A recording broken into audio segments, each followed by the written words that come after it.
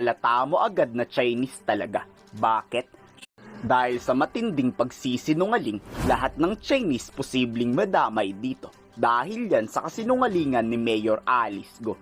Dito halata mo agad na Chinese talaga. Bakit? Siyempre, mana-mana lang. Napaksinungaling kaya ng Chinese Foreign Ministry at Chinese Ambassador.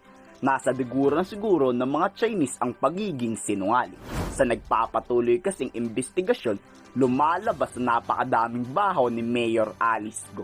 Asawa ni Mayor ay nagpapatakbo ng napakalaking illegal na pogo sa buong Pilipinas.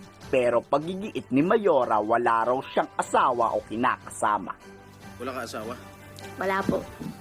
Boyfriend? Wala po. Sigurado? Sigurado po. Wala ka live-in partner? Wala po.